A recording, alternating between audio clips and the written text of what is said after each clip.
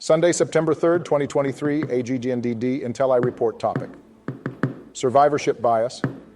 Please pardon any visual and informational inaccuracies in this entirely AI-generated Wikipedia-sourced video article.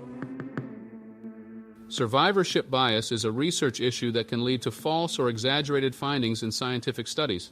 This bias occurs when failed entities or individuals are overlooked, resulting in skewed results that only include successful ones.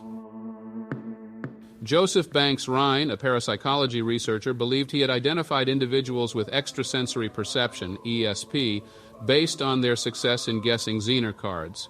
However, critics argued that Rhine had not considered survivorship bias in his subject selection, leading to a skewed sample. Martin Gardner further explained that if enough experiments were conducted, some would yield statistically significant results by chance alone, leading to a false belief in ESP. This survivorship bias and positive results bias are research issues that can lead to false or exaggerated findings in scientific studies. Survivorship bias is the tendency to overlook failed companies or investments when analyzing performance. This bias can lead to skewed results, as only successful entities are included in the analysis.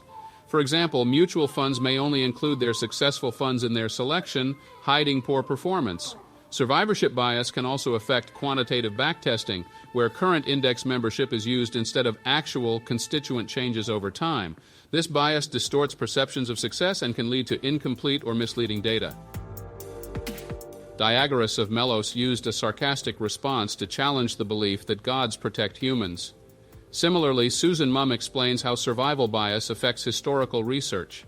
Historians tend to focus on organizations that are still active and have accessible records, like the Women's Institute, while neglecting smaller organizations that may have made significant contributions but no longer exist. This bias skews our understanding of historical events and the impact of different organizations.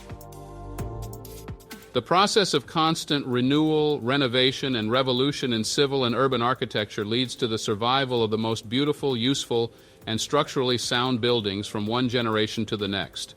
This creates a selection effect where the ugliest and weakest buildings of history have been eradicated, giving the impression that all buildings in the past were more beautiful and better built.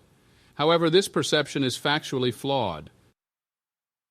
Popular media often highlights the success stories of individuals who dropped out of school and achieved great things, creating a false perception that anyone can succeed with determination and ability. However, this overlooks the many people who are equally skilled and determined but fail due to factors beyond their control or random events. The public only sees the few who survive the competitive environment, while the majority of failures remain unseen.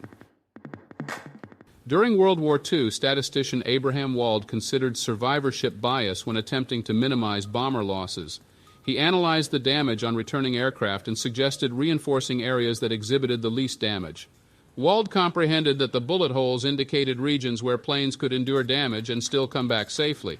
He proposed reinforcing these areas, as planes struck in different regions were more prone to being lost. Wald's work was noteworthy in the developing field of operational research. In a study conducted in 1987, it was found that cats surviving falls from less than 6 stories tend to have more severe injuries compared to those falling from higher than 6 stories. One explanation is that cats reach terminal velocity after righting themselves at around 5 stories, leading to a more relaxed state and potentially less severe injuries and falls from greater heights. Another theory proposed in 1996 suggests that survivorship bias may play a role, as cats that die in falls are less likely to be included in studies. Tropical vines and lianas are frequently viewed as parasites that cause harm to trees. Nonetheless, studies indicate that lianas have a more pronounced detrimental effect on tree species that require ample sunlight and grow rapidly. The reason for this is that liana infestation significantly diminishes the survival rate of these trees. The perception that shade-tolerant species are more susceptible to liana infestation is a result of survivorship bias, as the group of trees with lianas in their canopy is skewed towards those that have survived and are free from lianas. Clades, which are large groups of organisms, can survive for a long time. However, they are subject to survivorship biases, such as the push of the past, which creates the false perception that clades generally start with a high rate of diversification that gradually decreases over time. Survivorship bias can result in misleading advertising if the success rate of a product or service is based on a population that differs from the target audience. This can be problematic when these differences are not properly disclosed or explained, and when the company intentionally chooses customers who are more likely to succeed without revealing their selection process. If the company requires a fee to be considered as a customer, especially if this fee is non-refundable or undisclosed, it raises additional concerns. A specific example of this is eHarmony.com, which claims a high success rate without disclosing the specific characteristics of their selected customers.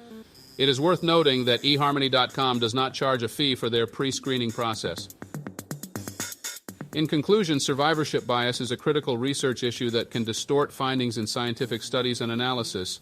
It is important to consider the exclusion of failed entities to ensure accurate and unbiased results. Thank you for watching this AGNDD Intellireport. Like, subscribe, and click the bell button to get notified during new uploads. And make sure to tune in next time. Stay safe and healthy. Cheers.